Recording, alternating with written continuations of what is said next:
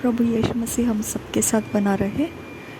मैंने 13 अगस्त 12 और 13 अगस्त मेरा राशन ख़त्म हो रहा था मतलब एंड ही हो गया था। कुछ भी नहीं था, जैसे थोड़ा बहुत कुछ बच गया था।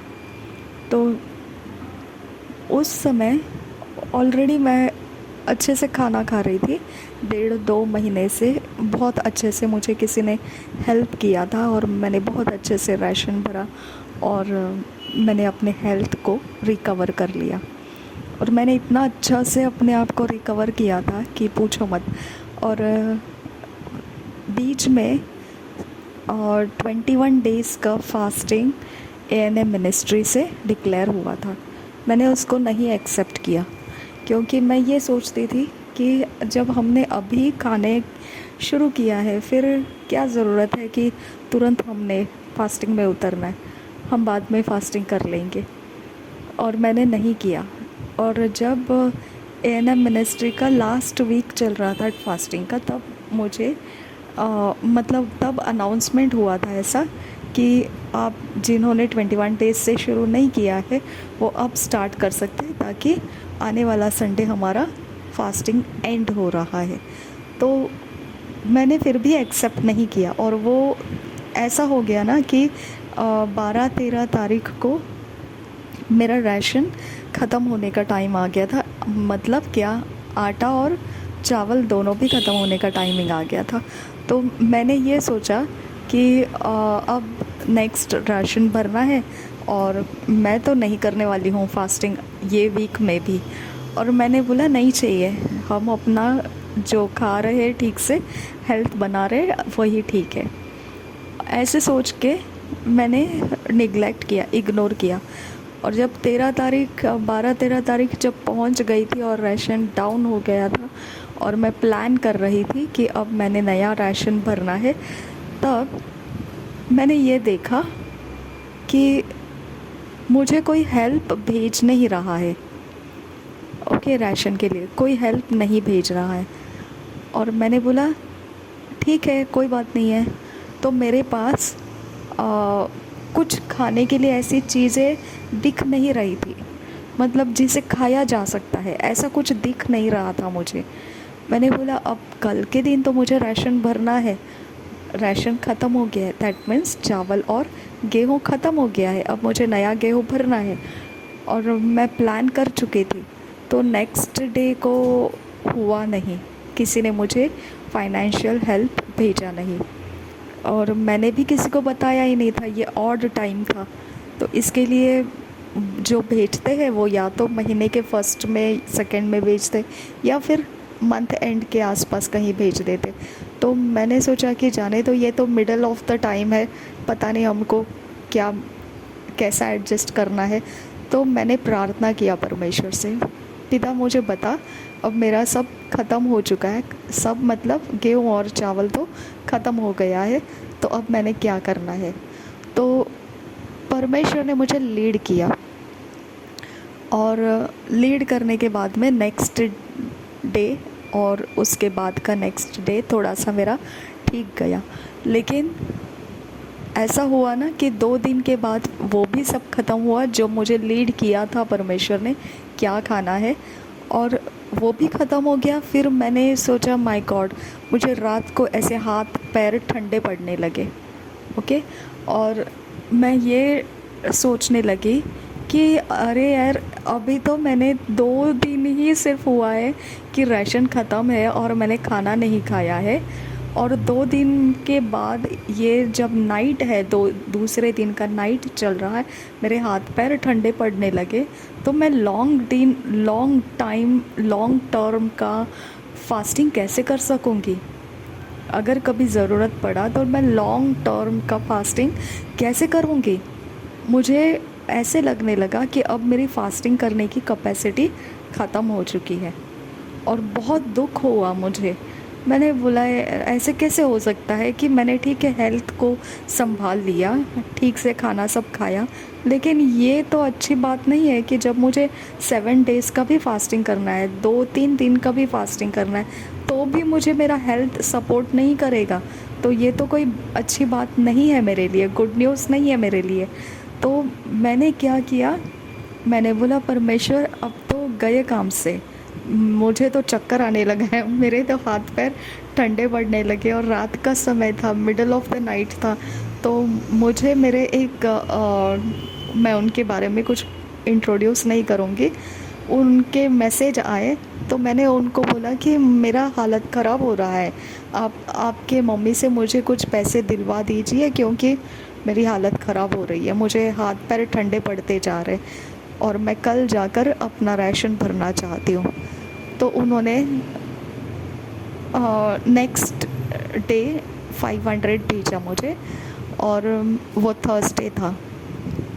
तो 500 भेजा, मैंने 500 यूज़ किया, और यूज़ नहीं किया, सॉरी, 500 लिया, ऐसे ही रखा क्योंकि उस समय बहुत ज़्यादा बारिश हो रही थी, बहुत ज़्यादा बारिश हो रही थी। तो मैंने बोला कि अब परमेश्वर से मांगा, मैंने बोला अब नेक्स्ट क्या है, क्योंकि मुझे तो इतना तो हो गया, कम से कम मैं 5 केजी गेहूं का आटा ख़रीद सकती हूँ, इतना तो मेरे पास पैसे आ गए थे। तो बहुत हो गया था मेरे लिए, वो 500 बहुत ज़्यादा अच्छा हो गया था। उसके बाद मुझे चाहिए तो मैं राइस भी ख़रीद सकती थी, मेरे पास सही अमाउंट हो चुका था। तो उसके बाद मुझे ज़रूरत थी बिल्डिंग के मेंटेनेंस भरने का, तो मुझे एक जन को मैंने हेल्प मांगा, तो उन्होंने भेजा मुझे 1000 और मेरा बिल्डिंग का मेंटेनेंस मैंने पेड कर दिया। अब जब 14th आ गया, 15th आ गया और चला गया, 15th भी, फ्राइडे आ गया और सैटरडे आ गया और बारिश बड़ी हो रही थी यहाँ पे। तो मैंने बोला अब थोड़ा, जो मैंने देखा मेरे डिब्बों में ढूंढ कर देखा, तो थोड़ा ये था, जो चने का आटा होता है वो था, और जिसको अंकुरित कर सकते हैं ऐसे वाले कुछ दाने थे मेरे पास। तो मैंने उनको लेकर रखा था और वो ऐसे ही थोड़ा बच गया था। तो मैंने सारे दाने थोड़े थोड़े करके मिक्स किए, एक बाउल जितना भर जाएगा, आधा बाउल, यानी वो फुल कर अंकुरित होके एक बाउल जितना ही हो जाता है। तो मैंने वो आधा बाउल भिगाया और उसको मैंने अंकुरित किया, और उसको मैंने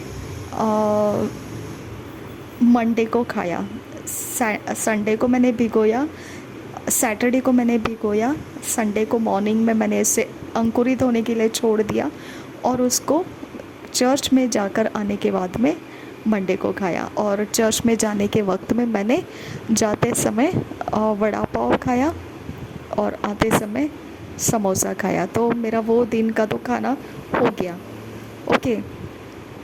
और उसके बाद मंडे को मैंने उससे खाया अंकुरित अनाज को, और तब तक मेरा हालत ऐसा था कि मुझे मेरे पास थोड़ा सा चने का आटा था, उसको मैंने थोड़ा सा फ्राइडे के दिन यूज़ किया, और थोड़ा मैंने सैटरडे के दिन यूज़ किया।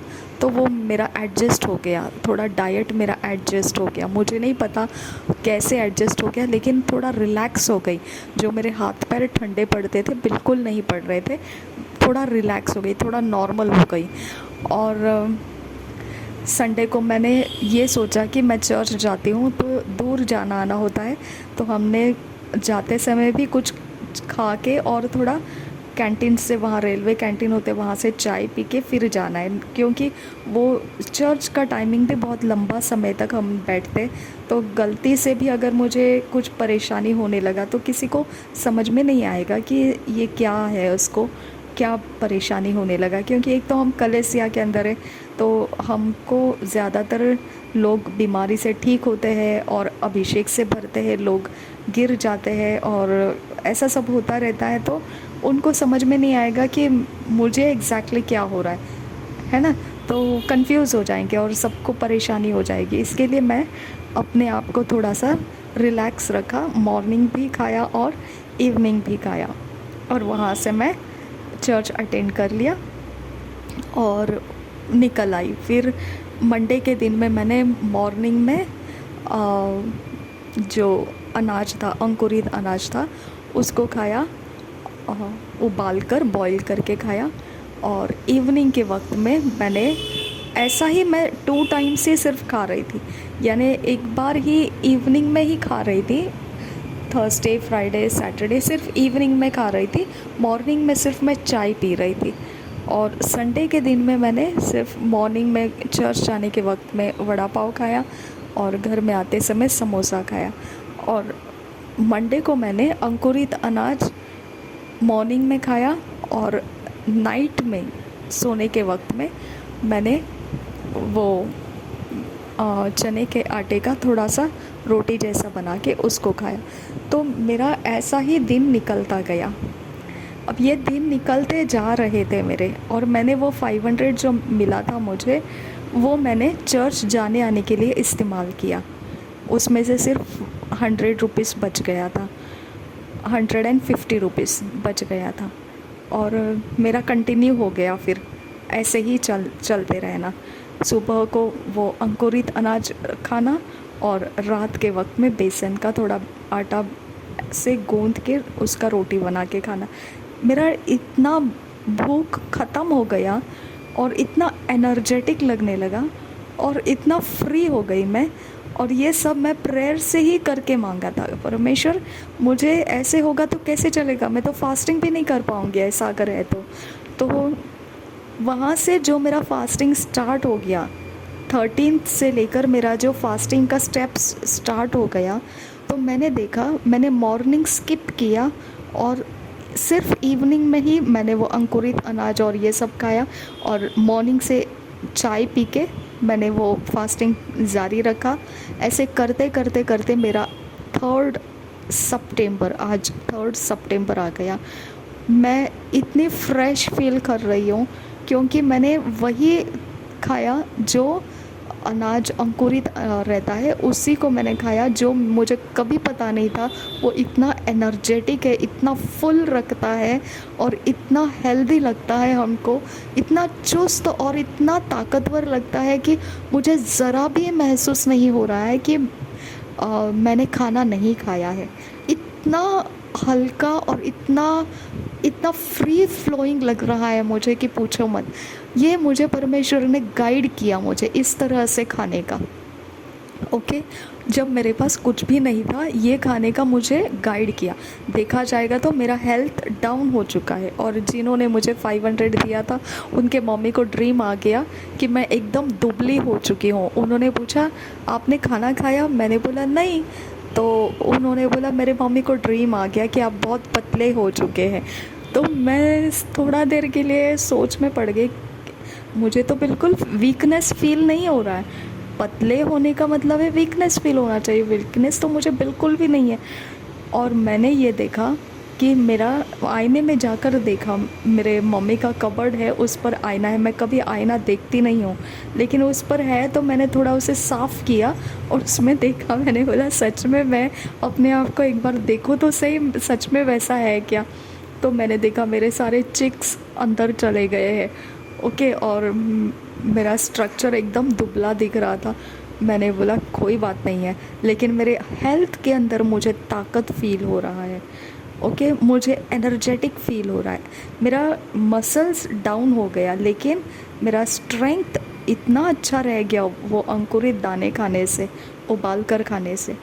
उसके बाद वो भी ख़त्म हो गया, अंकुरित दाने भी ख़त्म हो गया, बेसन का जो चने का आटा था वो भी ख़त्म हो गया। फिर मैंने मैदा था जो मैं केक वगैरह बनाने के लिए रखती हूँ घर में, कभी कभी उससे कोई बिस्किट्स वगैरह बना लेती हूँ, तो थोड़ा सा था वो भी, मैंने उसकी रोटी बनाकर खाना शुरू किया। फिर मैंने सोचा अब इसके साथ क्या खाएं, क्योंकि सिर्फ मैदा खाना वो अच्छा नहीं है। तो मेरे पास चने की दाल थी, मैंने उसको बॉईल करके उसका पेस्ट बनाकर उसमें थोड़ा शुगर मिला के उसको बनाया, ऐसे ही उबाल कर, और थोड़ा खीर जैसा बन जाता है वो।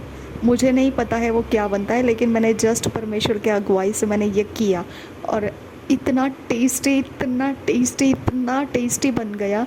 फिर उसके साथ मैंने मैदे का रोटी बनाकर वो मैंने 2-3 दिन से वो खाया। ओके, मैं क्या बताना चाहती हूँ कि आज 3 सितंबर है और मेरा 21 डेज़ का फास्टिंग कंप्लीट हो रहा है। ऐसा करते हुए जहाँ पे मैंने बोला था मैं फास्टिंग नहीं करूँगी, जहाँ पे मैंने बोला था नहीं नहीं अब तो मेरा हेल्थ तैयार हुआ है, मैं अपने हेल्थ को डाउन नहीं करूँगी। ओके, जहाँ पे मैंने सोचा अरे मैं तो फास्टिंग कर ही नहीं पाऊँगी क्योंकि अब तो मेरे हाथ पैर ठंडे होने लगे हैं।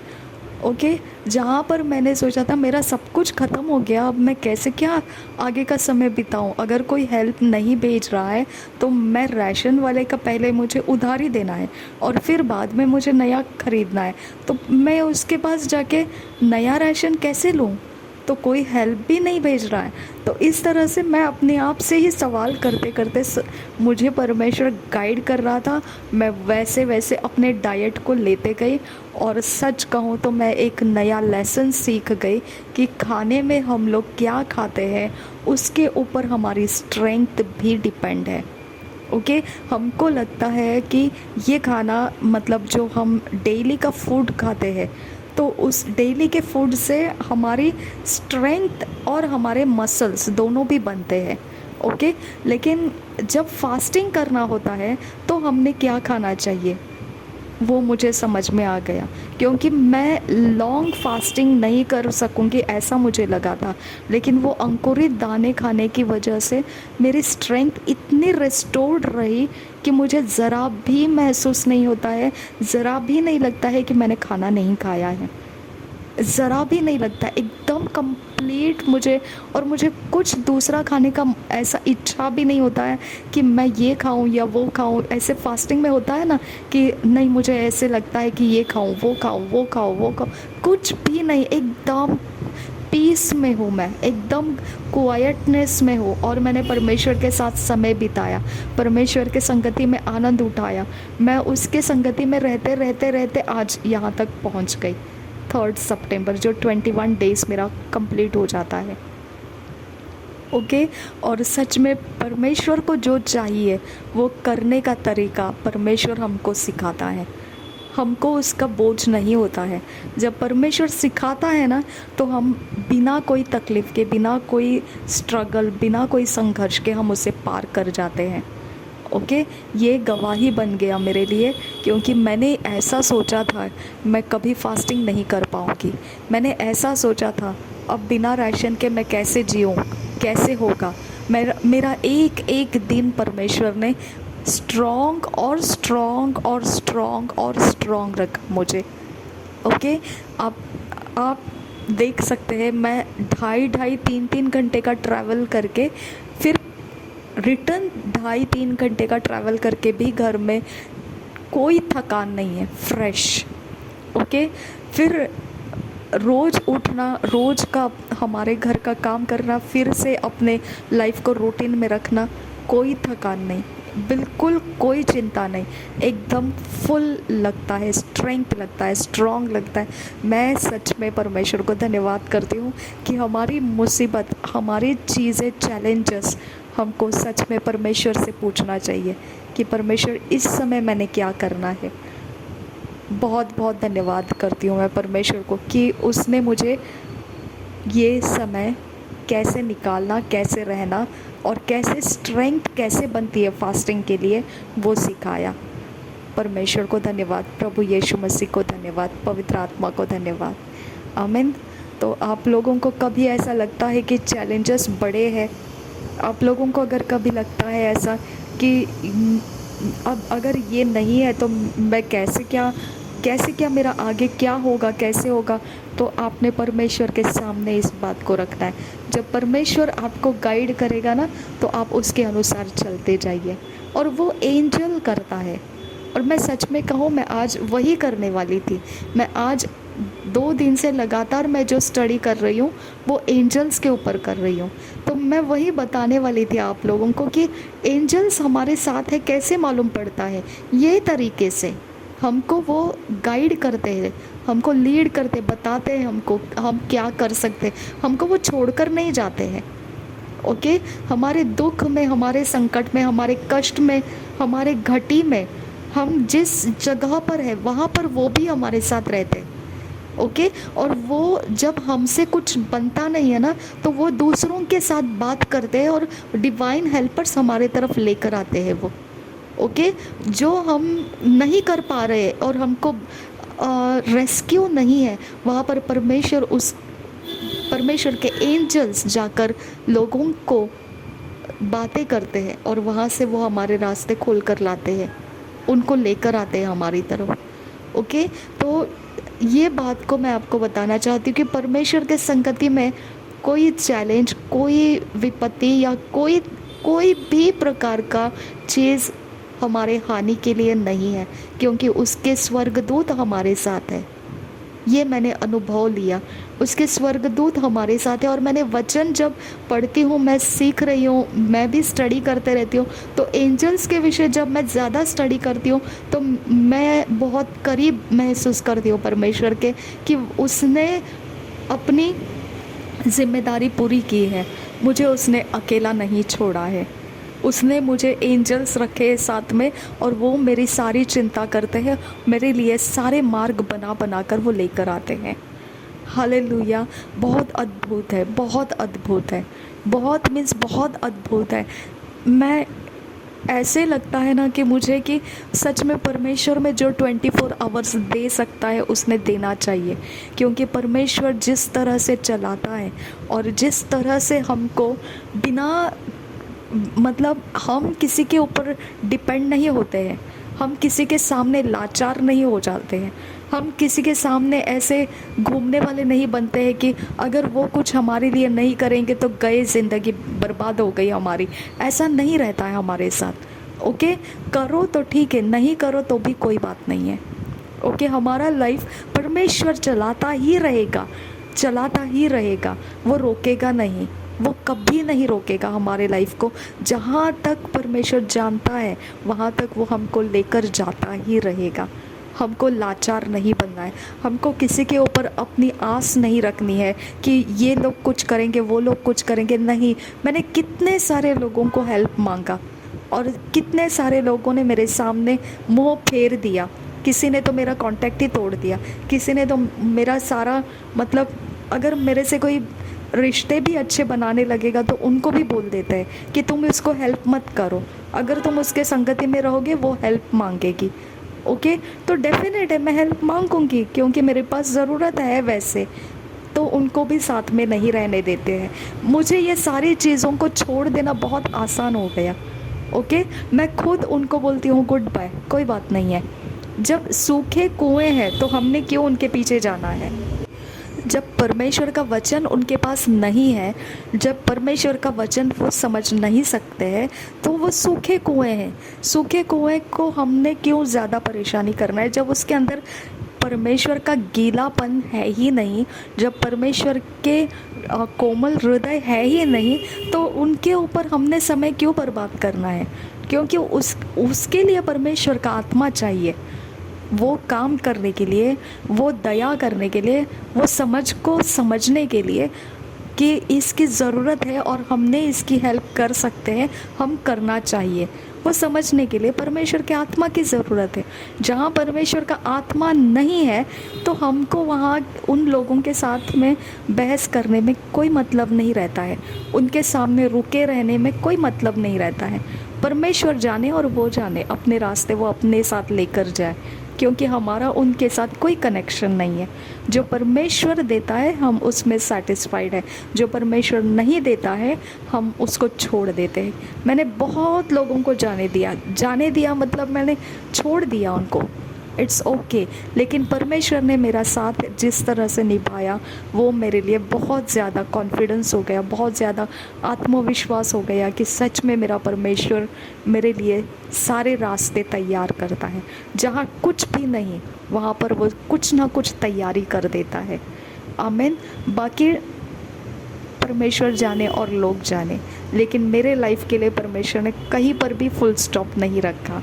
और जो मुझे लगता है कि मैं पार नहीं कर सकती हूँ, परमेश्वर उसको पार कराते दिखा देता है कि देख तू पार कर सकती है इसको, देख तू मेरे साथ आगे जा सकती है, देख तुझे मैं इस कमज़ोरी से निकाल सकता हूँ।